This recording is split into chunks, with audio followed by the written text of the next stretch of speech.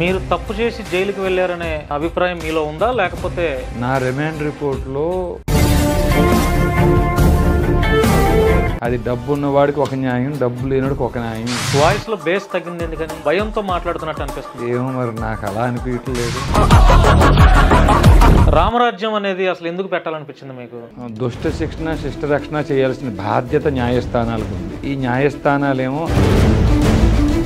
మీకు మత పిచ్చి ఉందా? మత పిచ్చి అంటే ఏమిటండి? మనుషుల్లో మానవత్వాన్ని చంపేసేసి ఈ మతం అనేది ఎక్కువ తీసుకెళ్తున్నారు కదా. పెహల్గాం దాడిలో ప్యాంటులు విప్పదీసి దాన్ని మత పిచ్చి అంటారా? సరైనటువంటి ఆన్సర్ రాలేదు మీ దగ్గర నుంచి. మీకు మత పిచ్చి ఉందా? అహం బ్రహ్మస్మి, నేనే బ్రహ్మ.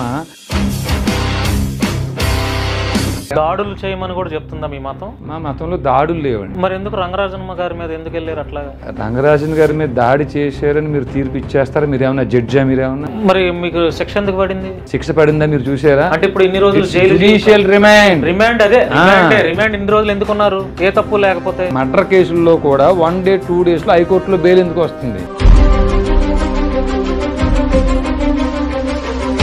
మీకు అర్థం కాలేదు, నాకు అర్థమైంది. నన్ను పూర్తి అవనివ్వండి, మీకు అర్థం అవుతుంది. ఇప్పుడు మీ ఊర్లో మీకే క్షాత్రం ఉంది.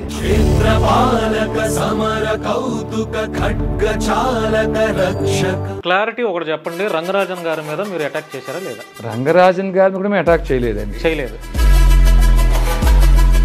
చూడకుండా స్థితిలో అంటే ఒక ఇద్దరు అమ్మాయిలతో ఉన్నాడండి ఆయన.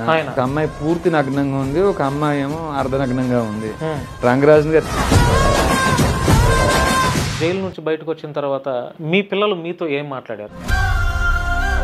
అంటే వాళ్ళు కూడా ఉన్నంతలో మా నాన్న తప్పు చేయడనే నమ్మకాన్ని వారు కలిగి ఉన్నారని నేను అనుకుంటున్నాను. జైలు నుండి వచ్చిన తర్వాత మీ ఇంటికి పరామర్శ కోసం ఎవరెవరు వచ్చారండి? రేవంత్ రెడ్డి గారు నాకు ఫోన్ చేశారు. ఇప్పుడు మరలా మీరు రామరాజ్యం పేరుతో మరలా అర్చకుల దగ్గరికి వెళ్ళి ఇలాగే మాట్లాడతారా? రామరాజ్యం పేరుతో ఏమిటండి? మానవత్వం ఉందండి మీకు? అది తెలియదండి. మనిషి అన్నప్పుడు మానవత్వం ఇవన్నీ ఉండాలి కదా. మానవత్వం అంటే ఏమిటంటే డెఫినేషన్ ఏమిటంటే తద్భవమా తత్సవమా? ఆపదలో ఉన్నవాడిని ఎవరినైనా ఆదుకోవటం మానవత్వం. ఆపదలో ఒక దుష్టుడు ఉంటారు, ఆదుకుంటారా? ఆదుకోం. ఆ కుట్రలో మీరు కూడా భాగస్వామి అవ్వరా? ఎట్లా అవుతాం? ఈ భారతదేశంలో ఉన్నటువంటి థ్యాంక్స్ ఫర్ యువర్ కాంప్లిమెంట్. అందరికీ నమస్కారం, నేను Bhanu Mekala. Welcome to Sasi TV. Veeraraghavareddy అనే పేరు ఇప్పుడు ప్రస్తుతం బాగా ట్రెండింగ్ అండ్ వైరల్లో ఉంది. చిలుకూరి బాలాజీ ప్రధాన అర్చకులు రంగరాజన్ గారి మీద దాడి చేశారు, అటాక్ చేశారు, చంపబోయారు అనే ఆరోపణలో ఆయన పేరు బాగా వైరల్ అయింది. దాని ఫలితం జైలు జీవితం కూడా గడిపొచ్చారు. రీసెంట్గా జైలు నుండి బయటకు వచ్చిన తర్వాత ఆయన ఇప్పుడు ఇంటర్వ్యూస్ ఇస్తూ ఆయన చెప్పాల్సినటువంటి ఒపీనియన్స్ ఆయన చెప్తున్నారు. సో కొన్ని విషయాలు నేనైతే అడిగి ఆయన నుంచి ఆన్సర్స్ రాబట్టే ప్రయత్నం అయితే చేస్తాను. వీరరాఘవరెడ్డి గారు నమస్తే అండి. నమస్తే స్వామి. ఎలా ఉన్నారు సార్? బాగున్నా స్వామి. జైలు జీవితం ఏం నేర్పించింది మీకు? శిక్షణ, ఎన్నో కొత్త విషయాలు నేర్చుకోవటం. అక్కడ ఎంతో మంది భక్త రామదాసులు ఉన్నారండి జైల్లోని. ఉన్నారు ఎంతో మంది భక్త రామదాసులు ఉన్నారు అక్కడ. ఏ తప్పు చేయకుండా జైలు జీవితం అనుభవించేవారు చాలా ఎక్కువ మంది ఉన్నారండి జైల్లోను. మీరు తప్పు చేసి జైలుకి వెళ్ళారనే అభిప్రాయం మీలో ఉందా, లేకపోతే కావాలని నన్ను ఇరికించారనే ఫీలింగ్ ఉందా మీకు? నా రిమాండ్ రిపోర్ట్లో లేని కేసులు, కొట్టేసిన కేసులు కూడా ఉన్నాయే అని పోలీసులు మ్యాజిస్ట్రేట్కి అబద్ధం చెప్పారు. అది నమ్మి మ్యాజిస్ట్రేట్ గారు పంపించున్నారు, రిమాండ్కి పంపించారు. రేపు పొద్దున్న ఇది క్రాస్ ఎగ్జామినేషన్, మా ఎవిడెన్స్ వేసేటప్పుడు అది తిరిగి వారి మీద కూడా మాకు కేసు పెట్టే అవకాశం ఉంది. అయ్యా ఇప్పుడు కేవలం తప్పుడు సెక్షన్స్, ఇర్రిలవెంట్ సెక్షన్స్, ఆ లేని వాటిని ఉన్నట్టుగా చూపించి మరి రిమాండ్కి పంపించారు. మేము మొదటి నుంచి చెప్పేది అదే, కాగ్నైజబుల్ అఫెన్స్ని నాన్ కాగ్నైజబుల్ అఫెన్స్ని కాగ్నైజబుల్గా మార్చేటువంటి ప్రాక్టీస్ పోలీసులకు ఉంది. అది డబ్బు ఉన్నవాడికి ఒక న్యాయం, డబ్బు లేనివాడికి ఒక న్యాయం. అన్యాయం ఎక్కడైతే ఎంత అన్యాయం చేసినా పలుకుబడి ఉన్నవాడికి, అధికారం ఉన్నవాడికి, డబ్బు ఉన్నవాడికి అది న్యాయంగా మారిపోతుంది. న్యాయాన్ని డబ్బున్నవాడు కొనుక్కుంటున్నాడు అని మొదటి నుంచి మేము చెప్పేది అదే కదా స్వామి. వాయిస్ లో బేస్ తగ్గింది ఎందుకని? కొంత ఎక్కడో భయంతో మాట్లాడుతున్నట్టు అనిపిస్తుంది. ఏమో మరి నాకు అలా అనిపించట్లేదు. మీకు అలా అనిపిస్తే మీ అభిప్రాయం. అంటే ఇంతకు ముందు మీ వాయిస్ లో గంభీరం కనపడేది, చాలా బేస్ కనపడేది. ఇప్పుడు అంటే అది ఒక టైప్ ఆఫ్ వాయిస్ లాగా నాకు అనిపిస్తుంది. నాకు అలాంటి ఫీలింగ్ నాకు లేదు. ఉదయం నుంచి కంటిన్యూగా మాట్లాడుతూనే ఉన్నాము. కలిసిపోయి ఉంటారు. కంటిన్యూగా మాట్లాడుతూనే ఉన్నాము. అలాంటి కారణం ఉండొచ్చేమో. రామరాజ్యం అనేది అసలు ఎందుకు పెట్టాలనిపించింది మీకు? దుష్ట శిక్షణ శిష్ట రక్షణ చేయాల్సిన బాధ్యత న్యాయస్థానాలకు ఉంది. ఈ న్యాయస్థానాలేమో ఆ పని చేయటం ఎప్పుడూ మానేసినాయి. ఎవరైతే ఈ కోర్టులలో న్యాయమూర్తులు 340 CRPC రీడ్ విత్ 195 1B ఈ కొత్త చట్టం 379 BNSSలను ప్రయోగించి తప్పుడు కేసులు పెట్టిన వారి మీద చర్య తీసుకోవాల్సినటువంటి బాధ్యత న్యాయమూర్తులు కలిగి ఉన్నారో ఆ పని కూడా వారు చేయటం లేదు. అలాంటి పని చేయటం మానేసి దుష్ట శిక్షణ శిష్ట రక్షణ చేయటం మానేసిన న్యాయమూర్తుల మీద 197 CRPC అంటే కొత్త చట్టం 218 BNSSలను ప్రయోగించాల్సిన బాధ్యత కేంద్ర రాష్ట్ర ప్రభుత్వాలది. ఇప్పటిదాకా భారతదేశ చరిత్రలో స్వాతంత్రం వచ్చినప్పటి నుంచి ఇప్పటిదాకా ఏ కేంద్ర రాష్ట్ర ప్రభుత్వాలు ఈ సెక్షన్స్ని ప్రయోగించి న్యాయమూర్తుల మీద చర్య తీసుకోలేదు. తత్కారణంగా ఏమైపోయింది అంటే తప్పుడు కేసులు పెరిగిపోయినాయి. నిజాయితీపరులు వెళ్ళి కేసు పెట్టినా ఆ కేసు తేలడానికి 40-50 సంవత్సరాలు టైం పడుతుంది. న్యాయమూర్తులు తగ్గిపోయాము, కేసులు ఎక్కువైపోయినాయి అని వారు అంటున్నారు. అసలు 340 CRPC అంటే తప్పుడు కేసులు పెట్టిన వారి మీద చర్య తీసుకోమని ఈ చట్టం చెప్తుంది, ఆ సెక్షన్ చెప్తుంది. ఆ చర్యలే వారు తీసుకుంటే తప్పుడు కేసులు ఎవరెవరైతే పెట్టారో వాళ్ళందరూ వెంటనే ఉపసంహరించుకుంటారు, కేసులు తగ్గుతాయి. ఎవరైతే న్యాయంగా నిజమైన కేసులు జెన్యూన్ కేసులు కోర్టుకు వెళ్ళినాయో వాటిలో విచారణ జరపడం కోసం ఉన్న న్యాయమూర్తులు ఎక్కువైపోతారు అనేటువంటి ఉద్దేశం మేము చిన్నప్పటి నుంచి అన్ని రాష్ట్రాల్లో తిరిగిన దాని మీద, అనేక కోర్టులు చూసిన దాని మీద మాకున్న ఈ పరిశోధనలో తెలుసుకున్నామండి. కానీ ఇది ఈ పని వీరు చేయకపోయినా అన్యమత ప్రార్థనా మందిరాల్లో ఈ 2040 కల్లా ఈ భూమిని ఎలా స్వాధీనం చేసుకోవాలి, 2050 కల్లా మా మతాన్ని మా దేవుడి రాజ్యం స్థాపిస్తామని. ఇప్పుడు మీకు మత పిచ్చి ఉందా? మత పిచ్చి అంటే ఏమిటండి? అంటే మనుషుల్లో మానవత్వాన్ని చంపేసేసి ఈ మతం అనేది ఎక్కువ తీసుకెళ్తున్నారు కదా. అది ఎవరికైనా, ఏ వ్యక్తికైనా, క్రైస్తవులకు సంబంధించి, యేసుకు సంబంధించి, బైబిల్ పిచ్చున్నా పెహల్గాం దాడిలో ప్యాంటులు విప్పదీసి నువ్వు హిందువా ముస్లింవా అని అడిగి అల్లాని నమ్మని వారిని చంపేస్తాం అంటున్నారు. దాన్ని మతపిచ్చి అంటారు. పెహల్గాం దాడిలో హిందువులే చనిపోయారా? ముస్లింలు ఎంతమంది చనిపోయారు? 16 మంది చనిపోయారు. కాదండి, ప్యాంట్లు విప్పి నువ్వు ముస్లిం అవునా కాదా అదే అడుగుంటే ముస్లింలు ఎందుకు చనిపోతారు? ముస్లింలు ఎందుకు చంపేశారు? అది మీకు తెలియక మాట్లాడుతున్నారు, మీకు అవగాహన లేక మాట్లాడుతున్నారు. ఎందుకు అవగాహన? 2047లో 27 మంది చనిపోయారు. 27 మందిలో ముస్లింస్ ఎంతమంది ఉన్నారు? 16 మంది ఉన్నారు. 27 మందిలో హిందువా ముస్లిం అని కనుక్కుని కేవలం హిందువుల్ని చంపినట్టే వార్తలు వచ్చినాయండి. మరి ముస్లింస్ ఎట్లా చనిపోయారు? రెండోది 2047లో పాకిస్తాన్ ఇండియా విభజన జరిగినప్పుడు హిందువులందరినీ ఊచకోత కోసి ట్రైన్లో వేసే పంపించారండి. రెండోది కాశ్మీర్లో పాకిస్తాన్లో విభజన జరిగే సమయానికి ఎంత శాతం అక్కడ హిందువులు ఉండేవారు, ఈరోజు ఎంతమంది ఉన్నారు? అసలు ఆ పవిత్ర గ్రంథంగా చెప్పబడుతున్న ఖురాన్లో ఈ పదం ఉందా లేదా? అల్లానే నమ్మకపోతే వారిని చంపేయండి అనే పదాలు దాంట్లో ఉన్నాయా లేవా? ఇవి మేము చెబుతున్నామా? కాశ్మీరీ ఫైల్స్ అని సినిమా వచ్చింది, సినిమా పక్కన పెట్టండి. కాశ్మీర్ పండితులను చాలామంది నేను ప్రత్యక్షంగా కలిశాను. నేను మెడ్రాస్లో చదువుకుంటున్నప్పుడు చాలామంది శరణార్థులుగా వచ్చేసి వాళ్ళ ప్రాపర్టీస్ అన్నీ వదిలేసుకుని వాళ్ళు తమిళం నేర్చుకుని వారి బాధలు చెప్తే నేను విన్నానండి.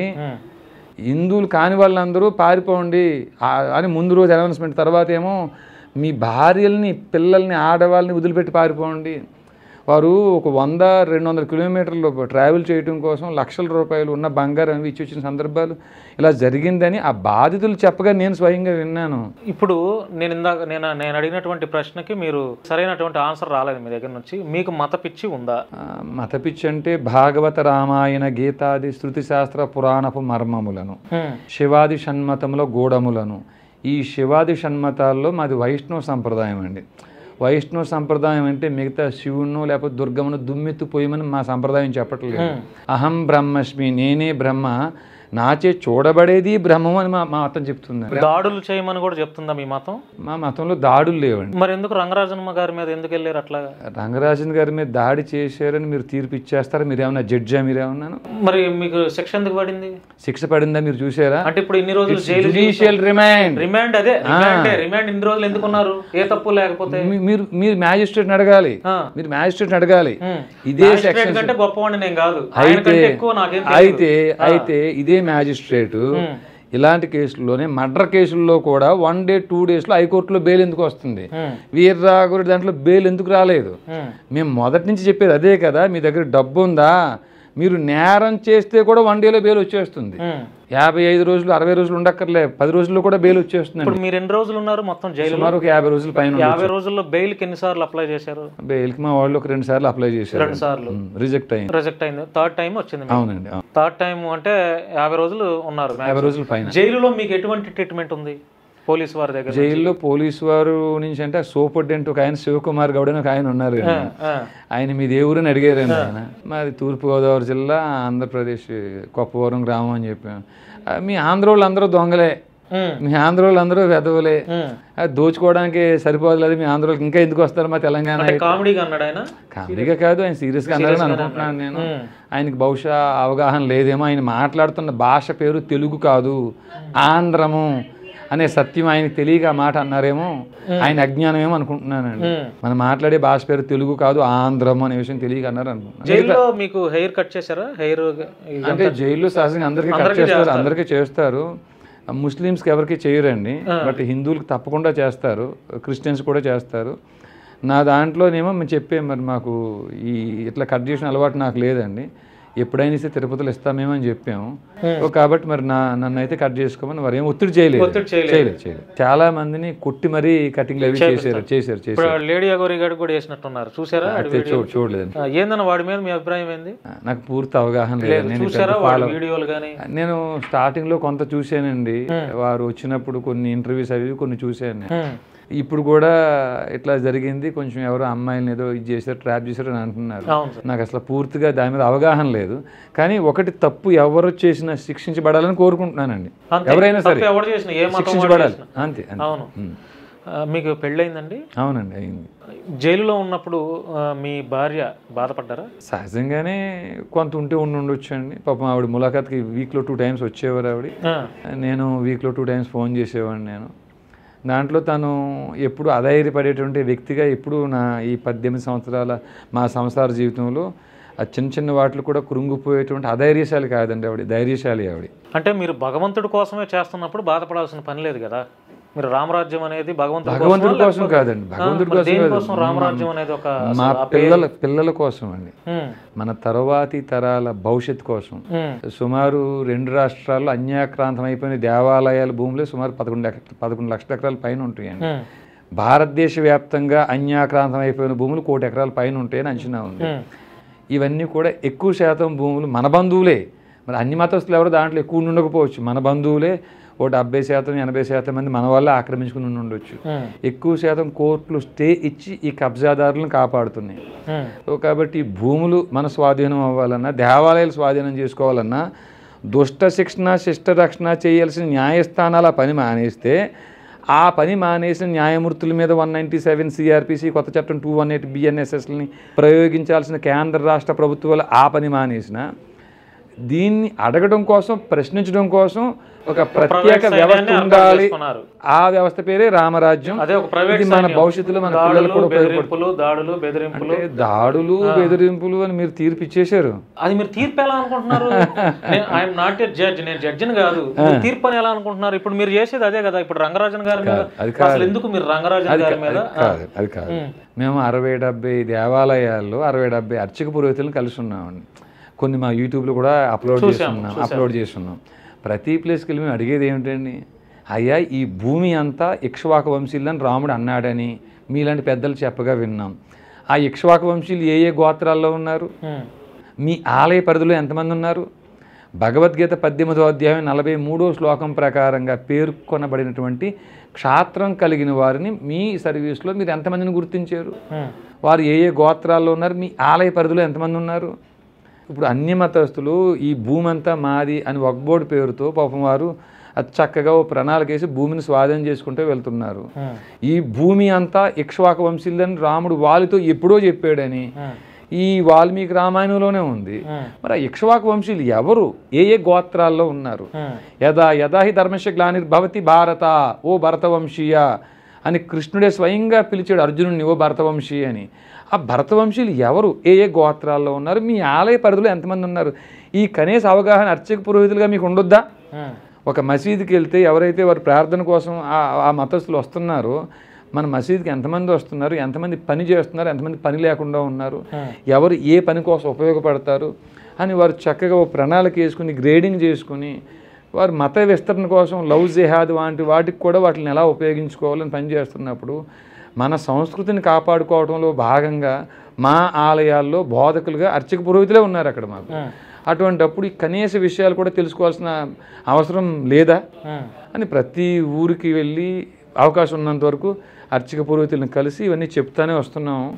అందులో భాగంగానే రంగరాజన్ గారి దగ్గర కూడా వెళ్ళాం. మా ఉద్దేశం అయ్యే మనకు కూడా ప్రత్యేక సైన్యం అవసరం. ప్రతి ఊరిలో ఉండే అర్చక పురోహితులు బాధ్యత తీసుకొని ఊరికి ఒక్కడిని క్షాత్రం కలిగిన వారిని మీరు ఎంపిక చేసుకుని ఈ క్షాత్రం కలిగిన వారు ఎంపిక చేసిన తర్వాత మరి వారి కుటుంబ పోషణ మీకే క్షాత్రం ఉండొచ్చు. పరోక్షంగా డబ్బులు అడుగుతున్నారు అంతే కదా, మీరు ఇంత డబ్బులే ఉండి మీకు అర్థం కాలేదని నాకు అర్థమైంది, నన్ను పూర్తి అవనివ్వండి మీకు అర్థం అవుతుంది. ఇప్పుడు మీ ఊర్లో మీకే క్షాత్రం ఉంది.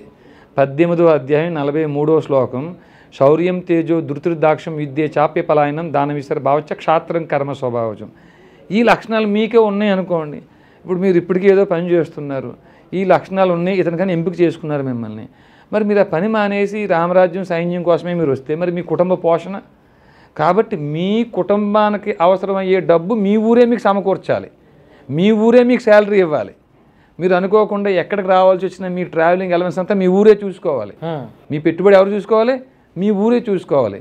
కేవలం ఇలా ప్రతి ఊరిలో ఒక్క సైనికుని అర్చక పురోహితులు ఏర్పాటు చేసి ఆ ఊరి అతని పోషణ ఆ ఊరు చూసుకుంటే 27,800 గ్రామాల్లో 27,800 మంది సైన్యం అయితే ఈ భయంస అలాంటి అల్లర్లు జరిగినప్పుడు లేకపోతే గో సంరక్షణ కోసం లేకపోతే మన వరంగల్లో ఒక అర్చకుని చంపేశారు అట్లాంటి సందర్భాల్లో ఉన్న ధర్మం కోసం అండి కనీసం మనం 2-3 వేల మంది ఒక ప్రదేశానికి వెళ్ళే అవకాశం దొరుకుతుంది. మీ జిల్లాలో మీరు డిస్ట్రిక్ట్ జడ్జిగా ఉన్నారు, మీరు వచ్చి 3 సంవత్సరాలు అవుతుంది. ఇప్పటికే 1,00,000 ఎకరాలు మీ జిల్లాలో భూములు పెండింగ్ కేసులు అన్యాక్రాంతం అయిపోయిన భూములు కేసులు పెండింగ్లో ఉండిపోయినాయి. వాటిని మీరు ఎందుకు డిస్పోజ్ చేయలేదు? మీరు ఇట్లా డిస్పోజ్ చేయనటువంటి ఈ న్యాయమూర్తి మీద అక్కడ ఉండేటువంటి ప్రజాప్రతినిధులు ఎందుకు 197 సిఆర్పిసి పాత చట్టాన్ని కానీ ఈ కొత్త చట్టం 218 బిఎన్ఎస్ఎస్ కానీ ఎందుకు ప్రయోగించలేదు అని అడిగే వ్యవస్థ ఈ సైన్యం అవుతుంది అన్న ఉద్దేశంతోనే ప్రతి ఊర్లో అర్చక పురోహితులను అడుగుతున్నామండి. దాంట్లో డబ్బు ఎక్కడ ఉంది? దాంట్లో క్లారిటీ ఒకటి చెప్పండి. రంగరాజన్ గారి మీద మీరు అటాక్ చేశారా లేదా? రంగరాజన్ గారిని కూడా మేము అటాక్ చేయలేదండి. చేయలేదు. అంతమంది పూజారులకి ఏ బోధన అయితే చెప్పుకుంటూ తిరుగుతున్నామో అది అలాగే ఈయనకి కూడా కలిసి చెప్పి ఆయన సపోర్ట్ కూడా తీసుకోవాలనే ఉద్దేశంతో వెళ్ళామండి. అయితే కాకుండా మేము వెళ్ళే సమయానికి ఆయన చూడకూడని స్థితిలో ఆయన ఉన్నాడండి. మీ దగ్గర ఆధారాలు ఉన్నాయా ఏమైనా? మా దగ్గర ఎందుకంటే ఆధారాలను ఆయనే మీడియాకి ఇచ్చాడు కదా. ఆయన అంటే చూడకూడని స్థితిలో అంటే ఏ స్థితిలో చెప్పండి. అంటే ఒక 2 అమ్మాయిలతో ఉన్నాడండి ఆయన. మద్యం ఉంది అక్కడ, తాగడం మేము చూడలేదు. మద్యం గ్లాసులు ఉన్నాయి, మద్యం బాటిల్ ఉన్నాయి, రూమ్ అంతా మద్యం స్మెల్ గబ్బు కొడతా ఉంది. 2 అమ్మాయిలతో ఉన్నాడు. 2 అమ్మాయిలతో ఉన్నారు. ఒక అమ్మాయి పూర్తి నగ్నంగా ఉంది, ఒక అమ్మాయి ఏమో అర్ధనగ్నంగా ఉంది. రంగరాజన్ గారు టీ షర్ట్ ఒకటి పైకి లేపుకున్నాడు, ఆయన కిందంతా పంచి అంతా విప్పేసి ఉంది రంగరాజన్ గారు. ఇలాంటి స్థితిలో ఆయన ఉన్నారు. మీరు నమ్మినటువంటి భగవంతుడి మీద ఒట్టేసి చెప్పండి ఆయన ఎట్లా ఆ స్థితిలో ఉన్నాడని చెప్పి. అంటే మీరు భగవంతుని నమ్ముతారా? మీరు? నా ఇంట్లో నేను నమ్ముతానండి. తమరి గోత్రం ఏమిటండి? నా గోత్రం ఇవన్నీ నాకు తెలియదండి. మీ గోత్రం తెలియదు కదా? నేను మళ్ళీ చెప్తున్నానండి, ఎవరు శమన వైరు, ఎవరు అనాదాతీత సమగ్రహాలను నామంగా కలిగి ఉన్నాడు, ఎవరు సశబ్ద నిశ్శబ్ద క్రియలను శ్వాసగా కలిగి ఉన్నారు అతన్ని నేను నమ్ముతున్నానండి. ఆయన పాదాల సాక్షిగా చెప్తున్నాను నేను. రంగరాజన్ గారు భగవద్గీత 18వ అధ్యాయం 42వ శ్లోకంలో ఏ బ్రాహ్మణులకు ఉండాల్సిన లక్షణాలు ఉన్నాయో, ఈ బ్రాహ్మణులు ఏమేం పనులు చేయాలి ఏం చేయకూడదని చెప్తుందో వాటికి విరుద్ధంగా మా కంట కనపడ్డాడండి ఆయన. మరి వీడియోలు తీయొచ్చు కదా మీరు? తలుపు తీసుకుని ఒక 5 నుంచి 7 సెకండ్లు ఉంటాయి కదా, ఆ ఫోనే నా నుంచి లాక్కునే ప్రయత్నం చేసినప్పుడు నా ఫోన్ కింద పడిందండి. మీ వెనక టీం ఉన్నారు కదా, మా వెనక టీం కూడా ఒకళ్ళిద్దరు తీసున్నారు. దాంట్లో కూడా నెక్స్ట్ డే మేము అరెస్ట్ అయినప్పుడు మా వాళ్ళు అందరు ఫోన్లు రికవరీ చేయటం వాళ్ళ ఫస్ట్ టార్గెట్ అయ్యిందండి. వాళ్ళు ఫోన్లు రికవరీ చేయాలి. నేను మీకు ఒక వీడియో ఒక ఆడియో రెండు పంపిస్తాను మీకు. ఆయన శిష్యులతో మాట్లాడినప్పుడు ఆయన శిష్యులు చెప్పారటండి, ఆయన శిష్యులు చెప్పారు, వీడియోలు పెట్టారు, మీరు ఎందుకు స్పందించలేదు రంగరాజన్ గారి విషయంలో మమ్మల్ని అందరూ మీరు అడుగుతున్నారు. రంగరాజన్ గారితో నేను గంటసేపు ఫోన్లో మాట్లాడాను, నాయన ఏమీ కాదు, వారి దగ్గర నా వీడియోలు ఉన్నాయి, ఆ వీడియోలు బయటకు వస్తే అసహ్యంగా ఉంటుంది, అవి రాకుండా చూడండి బయటికి అని ఆయన ప్రాధేయపడ్డారని ఆయన శిష్యులు చెప్తున్నారు. 7వ తేదీ ఇష్యూ జరిగితే 8వ తేదీ మధ్యాహ్నం మేము అరెస్ట్ అయ్యామండి. 8వ తేదీ ఉదయం ఎఫ్ఐఆర్ చేశారు.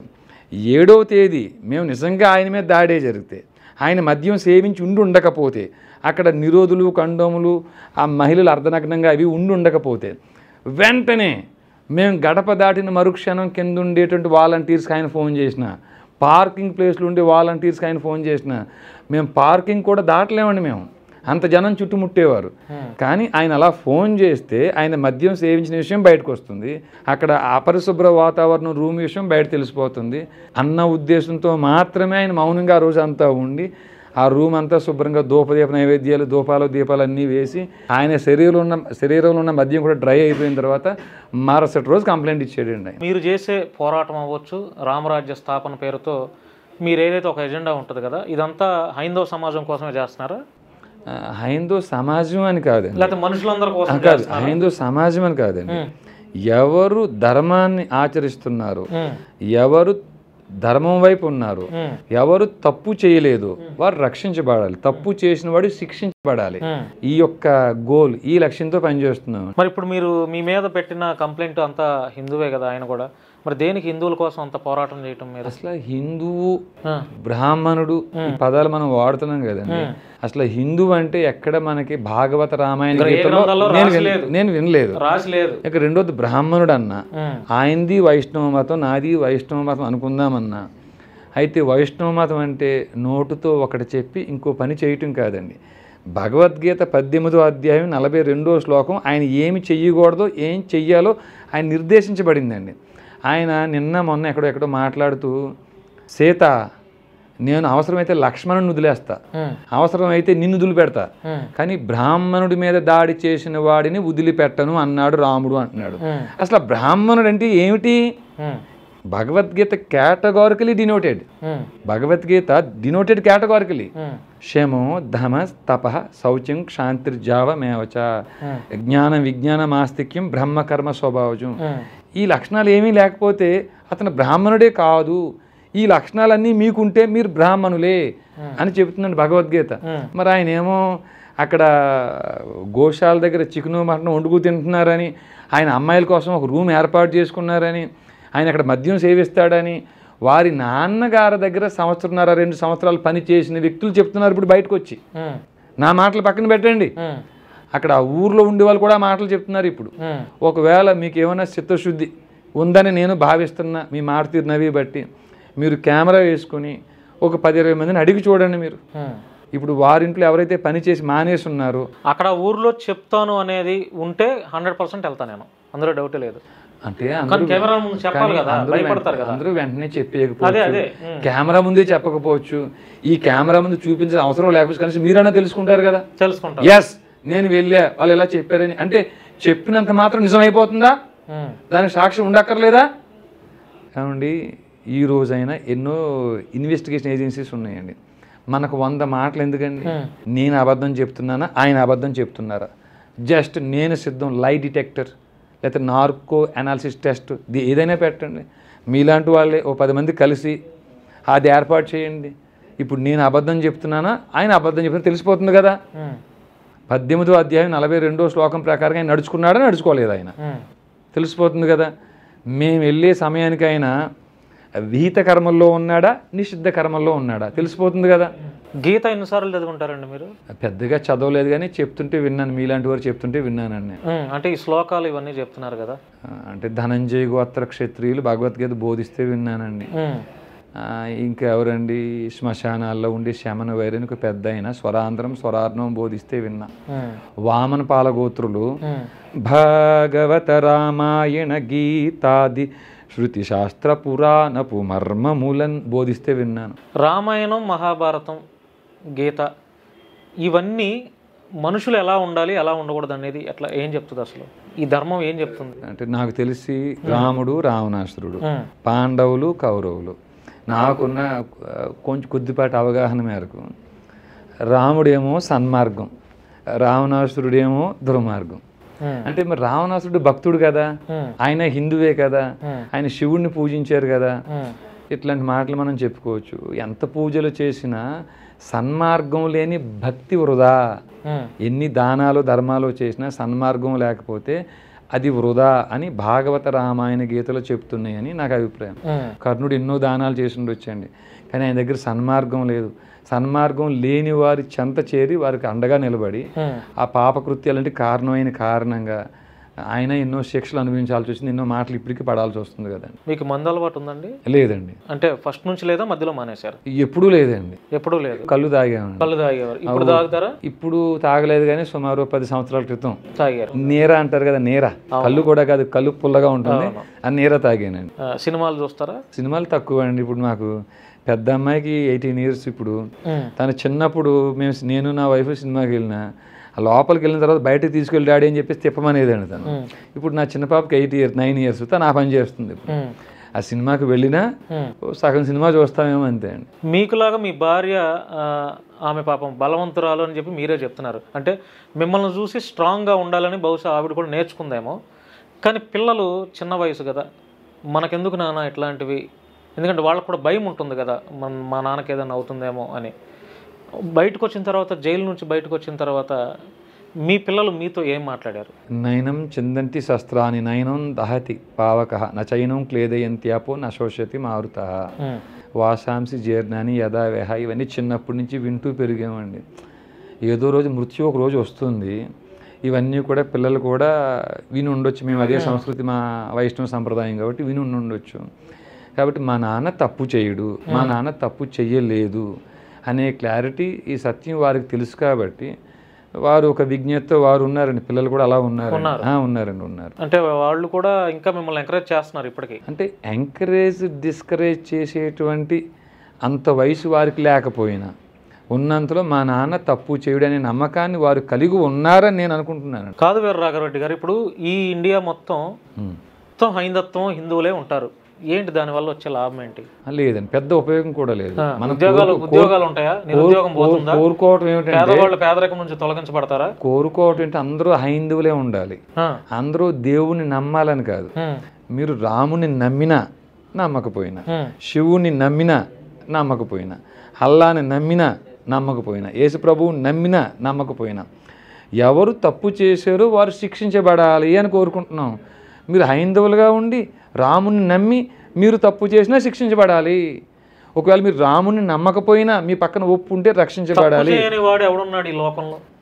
అంటే తప్పు మీన్స్ ఇక్కడ ఏదైతే ఉంది ఒక మర్డర్, మానభంగం ఇలాంటి వాటిలో ఉన్నప్పుడు మరి అలా లెక్కేసుకుంటే మన పొలిటీషియన్స్ అందరూ జైల్లో ఉండాలండి.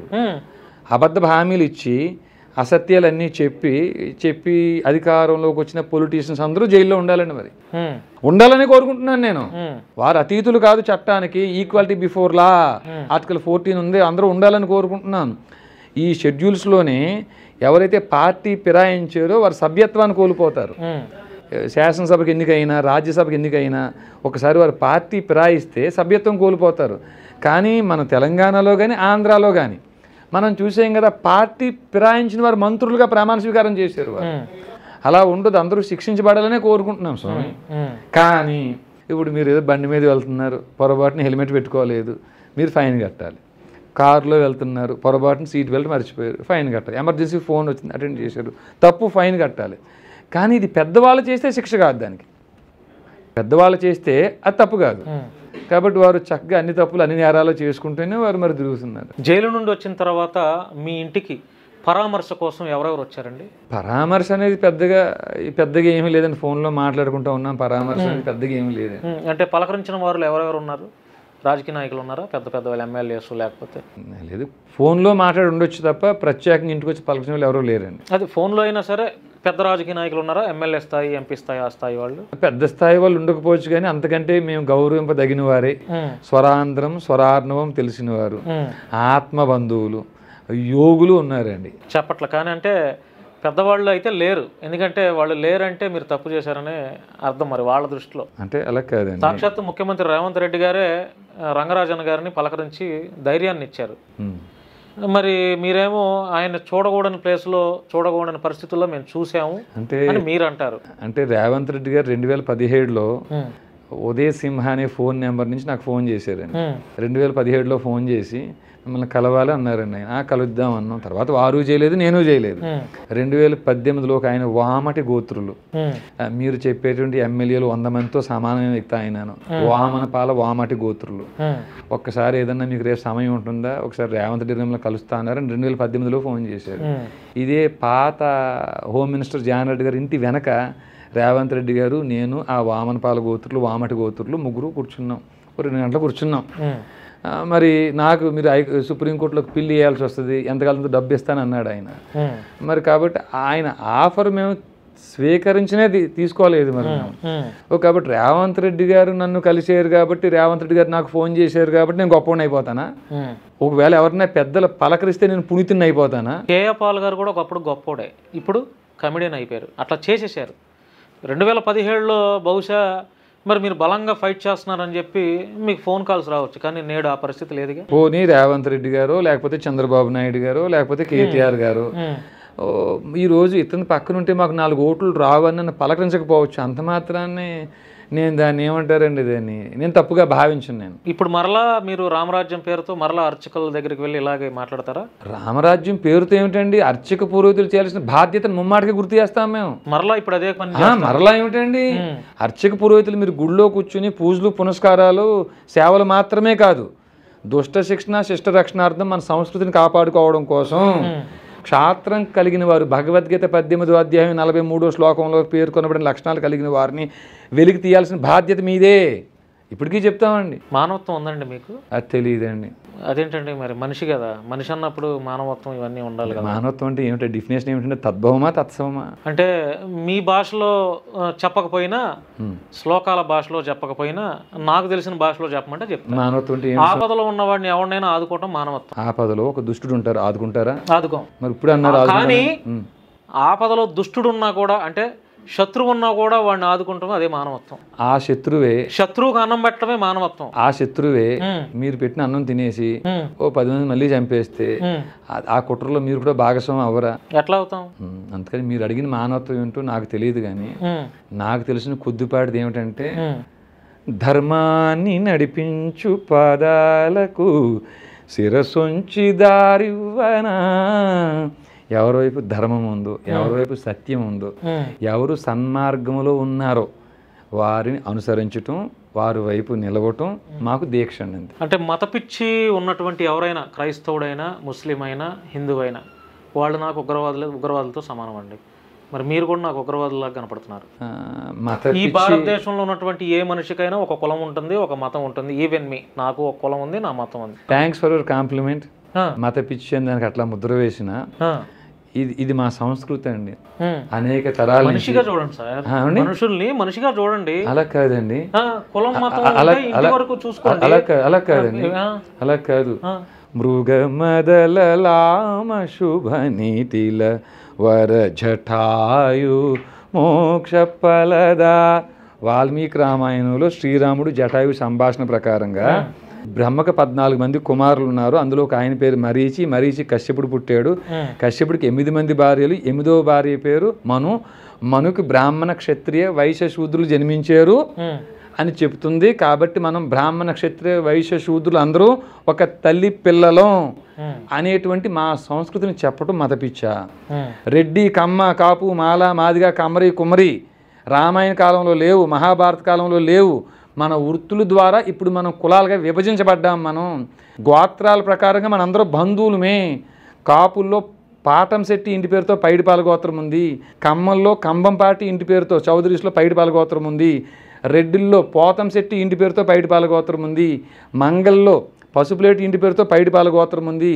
గోత్రం ప్రకారంగా మనందరూ బంధువులమే, మనకి కులాలు లేవు అని చెప్పేటువంటి మా సంస్కృతిని మా వారికి గుర్తు చేయటం మతపిచ్చి అవుతుందా?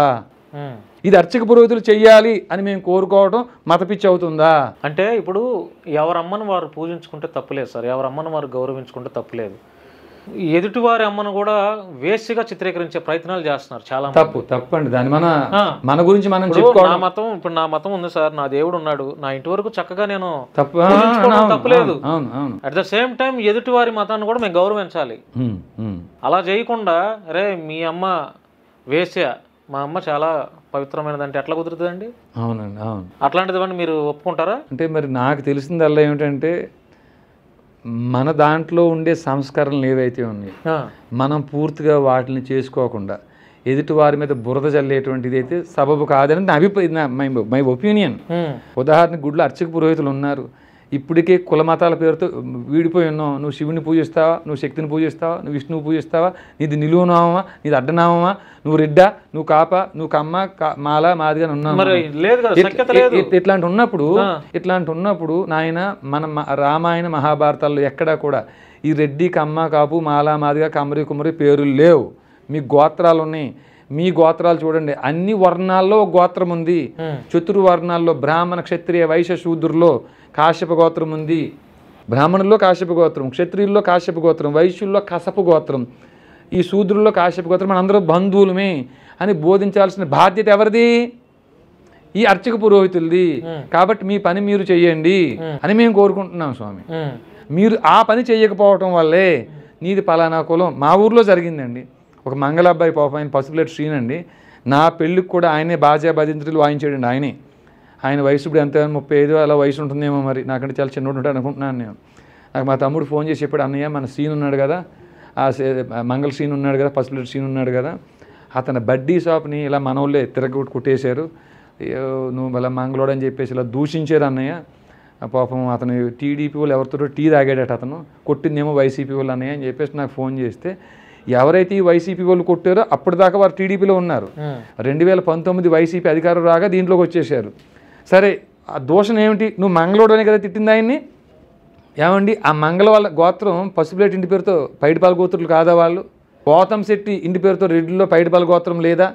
మనందరం బంధువులమే అని కానీ ఈ అర్చక పురోహితులు గుళ్ళలో వీరు కలిసినప్పుడు కానీ బోధన చేసి ఉండుంటే కొంతలో కొంతైనా మార్పు వచ్చి ఉండేదా అని చిన్న ఆశ అండి. అది దుర్యోధనుడు ఎప్పటికీ మారడు.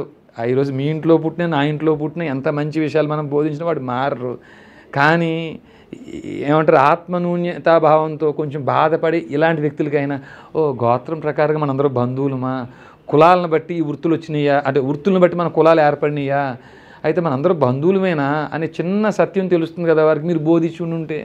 అలాంటి బోధనలు దేవాలయాల్లో జరగాలని కోరుకుంటున్నాను స్వామి. వీరరాఘవరెడ్డి గారు, మతం పేరుతో అంటే మీరు నమ్మేటువంటి భగవంతుడిని పూజించుకోవచ్చు, ఎంతవరకైనా మీరు పనిచేయవచ్చు. మతం పేరుతో ఉన్మాదుల్లాగా మనుషుల్ని విడగొడుతూ, మనుషుల్లో మానవత్వాన్ని చంపేస్తూ, ఒక క్రైస్తవుణ్ణి, ఒక ముస్లింని మీరు మనుషులే కాదురా, ఉంటే మే హిందువులే బ్రతకాలి అనే నినాదంతో మీరు పనిచేస్తే నేనైతే దాన్ని యాక్సెప్ట్ చేయండి. మీరు యాక్సెప్ట్ చేసినా చెయ్యకపోయినా మీరు చేసినా చెయ్యకపోయినా ఇప్పుడు ఈ సంస్కృతి అనేక లక్షల సంవత్సరాల నుంచి పాతుకుపోయి ఉందండి. ఇది పాతుకుపోయి ఉన్నప్పుడు మా సంప్రదాయం ఇది, మా లక్ష్యం ఇది, మా లక్షణం ఇది.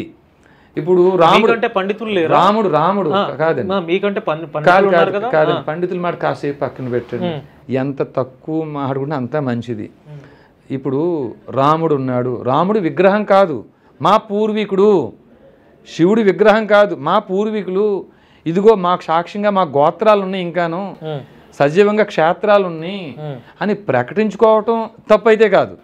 తప్పు కాదు. మీకు అర్థమైందా స్వామి? తప్పు కాదు అని ప్రకటించుకోవడం తప్పైతే కాదు. మరి అప్పుడు క్రైస్తవులు ముస్లిమ్స్ దగ్గరికి వెళ్ళి ఎందుకని ఈ మధ్య ఎక్కువ ట్రెండ్ అయిపోయింది ఏంటి ఇదంతా? అంటే ఎవరు మతం వాళ్ళు ఇప్పుడు మీరు ఎట్లయితే ప్రచారం చేసుకోవడం తప్పు కాదన్నారో, అట్ ద సేమ్ టైం క్రైస్తవులైన ముస్లిమ్స్ అయినా వాళ్ళ మతాలను ప్రచారం చేసుకోవడం తప్ప? ఆర్టికల్ ఉంది కదా, రాజ్యాంగం రాసింది కదా, భారత రాజ్యాంగంలోనే అది పొందుపరచబడి ఉంది కదా, ఎవరు మతాన్ని వారు ప్రాక్టీస్ చేసుకోవచ్చు. ఇప్పుడు నిన్న గోదావరి కనిలో ఒకటి జరిగింది, చూసారా మీరు ఇన్సిడెంట్? విన్నాను స్వామి. మరి అది కరెక్టేనా అది చేయటం? ఏమండి, తప్పు ఎవరు చేసినా శిక్ష పడాలని కదా మనం కోరుకునేది. అది ఇప్పుడు నేను అది కరెక్టా కాదా అని నేను చెప్పాను. ఇప్పుడు హిందువా మా బంధువా కాదు, తప్పు ఎవడు చేసినా శిక్షించబడాలి అని కోరుకుందామండి. అక్కడ రాముని నమ్మినా నమ్మకపోయినా, యేసుని నమ్మినా నమ్మకపోయినా. ఫైనల్ గా ముగిస్తాను, నాకు క్లారిటీ ఉంది. ఎవరు మత ప్రచారం వాళ్ళు చేసుకోవచ్చు, అవునా కదా? అది భారత రాజ్యాంగం మనకి ఇచ్చినటువంటి హక్కు. అవును. క్రైస్తవులు రోడ్ల మీదకి వెళ్ళి ప్రచారం చేసుకుంటున్నారు, ఎవడిళ్లలోకి వెళ్ళి చేసుకోవట్లేదు, రోడ్ల మీదకి వెళ్ళి ప్రచారం చేసుకుంటున్నారు. హిందువుల్లో కూడా ఇస్కాన్ వాళ్ళు ఇంకా చాలామంది గీతా రామాయణాలని పబ్లిక్గా అమ్ముకుంటూ వాళ్ళు ప్రచారం చేసుకుంటున్నారు. ఇప్పుడు వాళ్ళు చేస్తున్నప్పుడు ఇటు క్రిస్టియన్స్ చేస్తున్నారు, అటు హిందువులు చేస్తున్నారు, ముస్లిమ్స్ కూడా వాళ్ళు చేసుకుంటున్నప్పుడు హైందవుల్లో ఉన్నటువంటి కొంతమంది మాత్రమే క్రైస్తవులు ఎక్కడైనా వెళ్ళి ప్రచారం చేసుకుంటే ఎందుకు తిరగబడుతున్నారు, ఎందుకు మనుషులుగా చూడట్లేదు, ఎందుకని? ఇక్కడ సమస్య ఏంటంటే స్వామి, మతం గురించి చెప్పుకోవటం వల్ల బాధ కాదు, అది తప్పు కూడా కాదు. ఇప్పుడు ఉదాహరణకి ఇప్పుడు నేను రాముడిని గొప్పగా అనుకోవచ్చు, ఇంకొకరు శివుడిని గొప్పగా అనుకోవచ్చు, ఇంకొకరు అసలు రాముడు కాదు శివుడు కాదు మనం ధర్మంగా ఉంటే చాలు అనుకోవచ్చు, ఇంకొకరు ఇంకో దేవుడిని నమ్మవచ్చు, అది వేరే విషయం. కానీ ఇక్కడ ఏంటంటే అల్లాని నమ్మకపోతే, అల్లాని నమ్మని వారు అందరినీ రాళ్ళతో ఏమంటారు చంపేసేయండి, ఆడవారిని మాత్రం బలవంతం చేయండి అనేటువంటి వాక్యాలు దాంట్లో ఉన్నాయా ఉంటే వాటిని తొలగించాలి. రెండోది, విగ్రహారాధన చేసే వాళ్ళందరినీ రాళ్ళతో కొట్టండి అనే వాక్యాలు బైబిల్లో ఉన్నాయా అంటే తొలగించాలి. ఒకవేళ ఈ భగవద్గీతలో అయినా భాగవత రామాయణ గీతల్లో అయినా సరే కృష్ణుని ఎవడు నమ్మడో వాడిని కొట్టేయండి చంపేయండి అంటే మేము కూడా వ్యతిరేకిస్తాం. బైబిల్లో ఖురాన్లో ఇట్లాంటివి తప్పులే తీసేయండి అన్నప్పుడు గీత రామాయణ మహాభారతాల్లో శివపురాణం బ్రహ్మపురాణంలో కూడా చాలా తప్పులు ఉన్నాయి, మరి వాటిని కూడా తొలగిస్తారా? అంటే ఎక్కడ ఏమి ఉన్నప్పటికీ నమ్మకాలతో ప్రయాణం సాగుతుంది. అనాదిగా నమ్మకాలతో భక్తులు వారి వారి భగవంతుల్ని కొలుస్తున్నారు, ప్రార్థిస్తున్నారు. ఈ కొంతమంది ఉన్మాదుల వల్ల మనుషుల్లో ఉన్నటువంటి హ్యుమానిటీ విలువలు పోతున్నాయి అనేది నేను అంటున్నాను. వాల్మీకి రామాయణంలో తర్వాత పురాణాల్లో అనేక తప్పులు ఉన్నాయి. ఏమిటి స్వామి? ఉన్నాయి, అనేక తప్పులు ఉన్నాయి. ఆ తప్పులను కూడా భుజం మీద వేసుకుని వీరు ప్రసారం చేసుకు వెళ్ళిపోతున్నారు.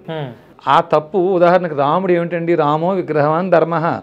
ఆ రాముడు ఎలాంటి పరాక్రమం అంటే, నీ మేను నామ వైభవంబులను నీ పరాక్రమ ధైర్యముల శాంత మానసము నీవు యనువచన సత్యమును రఘువరని ఎడ సద్భక్తియు జనించకను దుర్మతములను కళ్ళజేసినట్టి నీమది నెరింగి సంతతంబునను గుణభజనానంద కీర్తనము చేయువారు. ఓ రామచంద్రమూర్తి, నువ్వు లేవు, నువ్వు రావు, నువ్వు ఉన్నావన్నది అబద్ధం అని ఎవరు చెబుతున్నారో, ఏ మతాలు చెబుతున్నాయో వాటన్నిటినీ అబద్ధం చేసి పరాక్రమ ధైర్యముల శాంత మానసముచే తిరిగి వచ్చేటువంటి నీ గుణభజనానంద కీర్తనం ఎవరు చేస్తారో వారు మహానుభావులు. అంత పరాక్రమము ధైర్యము శాంత మానసం కలిగిన రాముడు సీత కోసం సీతమ్మ యొక్క శరీర అవయవాలను వర్ణించేయడని వాల్మీకి రామాయణంలో ఉందని పెద్దలు చెప్పగా విన్నాను. అంత వైరాగ్యం కలిగిన రాముడు అలాంటి మాటలు అంటాడా? మరి వీటిని కూడా మనం భుజం మీద వేసుకొస్తున్నప్పుడు వాటి మీద కూడా అధ్యయనంతో కూడిన అధ్యాపనం జరగాలి. అది నిజమా అబద్ధమా? అదే మేము కోరుకునేది స్వామి, మేము అడిగేది అదే. అధ్యయనం చేయండి, అధ్యాపనం చేయండి. ఊరికే నోటికి ఏమొస్తుంది చెప్పొద్దు. ఇదే మేము మఠాధిపతులు పీఠాధిపతులని కోరుకున్నా, మీరు అన్న పండితులను కోరుకున్నా, ఇదే అడుగుతున్నాం స్వామి మేము. Right sir, thank you sir, thank you మీ విలువైన సమయాన్ని మాతో కేటాయించినందుకు. రామరాజ్యం పేరుతో దాడులు లేకపోతే హింస లేకుండా మనుషులందరినీ సమానంగా చూస్తూ వీరరాఘవరెడ్డిలో కూడా మానవత్వం ఉందనేది తెలియజేస్తారని నేను మనస్ఫూర్తిగా మిమ్మల్ని కోరుకుంటున్నాను. ఏమైనా నా సైడ్ నుంచి ఏదైనా తప్పులుంటే పెద్ద మనసు చేసుకొని మన్నించండి. ఎందుకంటే అందరూ బాగుండాలి, అందులో మనం ఉండాలి, మీరు ఉండాలి, అన్ని మతాల వాడు ఉండాలి, పైగా మనుషులందరూ బాగుండాలి, మనిషి కులం బాగుండాలి అని నేను అనుకుంటున్నాను. మరి తప్పకుండా స్వామి, ఈ అవకాశం ఇచ్చిన తమరు కూడా కృతజ్ఞతలు. తప్పకుండా నా నుంచి కూడా ఏమైనా తప్పు మాట్లాడుంటే క్షమించండి అయ్యా. నమస్తే, ధన్యవాదాలండి, థ్యాంక్ యూ. సో ఇది ఫ్రెండ్స్, వీరరాఘవరెడ్డి గారితో ఒక మంచి విషయాన్ని మాట్లాడించే ప్రయత్నం చేశాను. ఈ వీడియో చూసిన తర్వాత మీ యొక్క విలువైన అభిప్రాయాన్ని కామెంట్ రూపంలో తెలియజేయండి. ధన్యవాదాలు.